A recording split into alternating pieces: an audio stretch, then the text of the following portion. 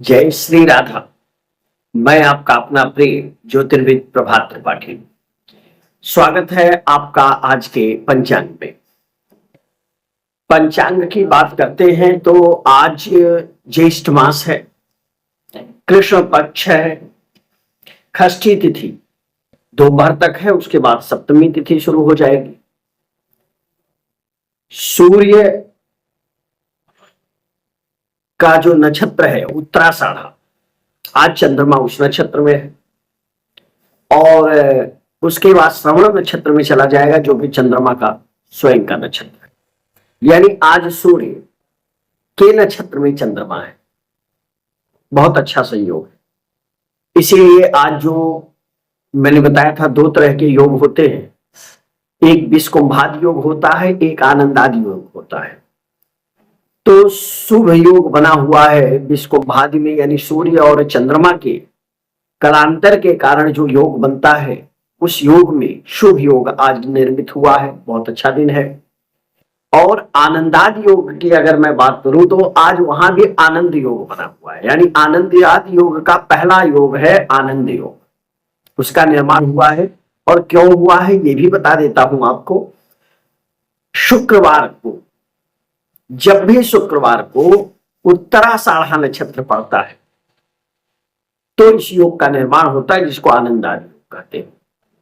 मैंने आपको बताया था कि जो ये आनंदादि योग है ये तिथि और नक्षत्र के कारण बनते हैं, जबकि जो विषकुंभादि योग है ये सूर्य और चंद्रमा के कालांतर के कारण बनता है। खैर, इस पे चर्चा किसी दिन और विस्तार से करेंगे। आज करण की बात करें तो वणिज और विष्टि, विष्टि मतलब आप जानते हैं भद्रा बताया गया है। आपको हमने बताया था कि जो चरण होते हैं करण 7, उसमें ये सबसे आखिरी चरण है जो अशुभ माना जाता है, भद्रा यानी विष्टि। चरण 7 होते हैं, जिस 7 चरणों में करणों में ये 6 शुभ होते हैं और जो बच गए 5 वो शुभ नहीं होते हैं। तो साथियों, चंद्र राशि की बात करें तो चंद्रमा आज मकर राशि में है और सूर्य मेष राशि में। देखिए कितना अच्छा है, सूर्य अगर 1 नंबर में होगा और चंद्रमा 10 नंबर पे होगा तो दोनों एक साथ केंद्र में।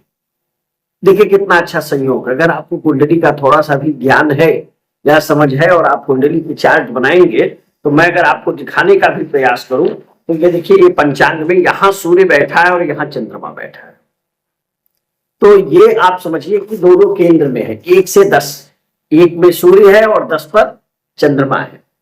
तो बहुत अच्छा स्थिति है कि दोनों हमारे, सूर्य मतलब आत्मा, चंद्र मतलब मनस, आत्मा और मन दोनों हमारे जो है केंद्र में है।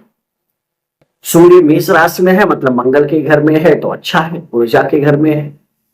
हाँ, चंद्रमा मकर राशि में है तो शनि देव की राशि है, तो थोड़ा सा मन पर अपने आपको नियंत्रण रखना होगा, जिससे आप किसी भी तरह की चिंता से दूर रह सके।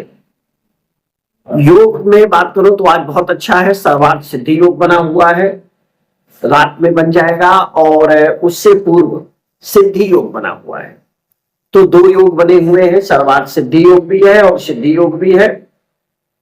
मैं एक बात बार बार कहता हूं कि कई बार हम लोग जब बच्चों की बात करते हैं या अपनी बात करते हैं और हम लोग ये कहते हैं कि साधना यानी प्रार्थना जो है ब्रह्म मुहूर्त में सबसे अच्छी होती है, तो मैं ये भी प्रयास कर रहा हूं कि सबको ब्रह्म मुहूर्त का ज्ञान करा दे कि ब्रह्म मुहूर्त होता कब है। मुहूर्त समय का मात्रक है, ये एकदम ध्यान रख लीजिए। आपको बहुत साधारण शब्दों में बता रहा हूं, जैसे समय का मात्रक घंटा, मिनट, सेकेंड, दिन, रात, साल, महीना, ये सब समय के मात्रक है, इसमें समय का मापन किया जाता है। इसी तरह मुहूर्त भी समय का मापन है, जो 2 घंटे यानी 48 मिनट का समय होता है, लगभग कभी थोड़ा कम कभी थोड़ा ज्यादा चल जाता है। तो सूर्योदय कल की मैं बात करूं, जैसे आप कल के लिए श्योर रहिए, कल का सूर्योदय लगभग 5:30 बजे है, 5:35 मैं उदाहरण के लिए ले रहा हूं, तो इससे 48 मिनट पहले, तो 5:35 में से अगर हम 48 मिनट घटा देते हैं तो 4:47 का समय हमें प्राप्त होता है, यानी 35 मिनट उधर और 13 मिनट उधर, तो 13 मिनट हटाए तो 4:47। चलो मैं 48 ले लेता हूं, यानी इस 48 मिनट के पूर्व का जो 48 मिनट है, यानी 4 बजे से लेकर के 4:48 तक दैट इज द ब्रह्म मुहूर्त। हम सभी को प्रयास करना चाहिए कि हम ब्रह्म मुहूर्त में उठ जाए। ब्रह्म मुहूर्त में किया गया कोई भी कार्य शुभ फलदायी होता है। और अभिजीत मुहूर्त तो जैसा दोपहर में रहता है हमेशा रह रहा है। तो पंचांग की ये जानकारी आपको कैसी लग रही है, निश्चित रूप से आप अपनी प्रतिक्रिया जरूर दें।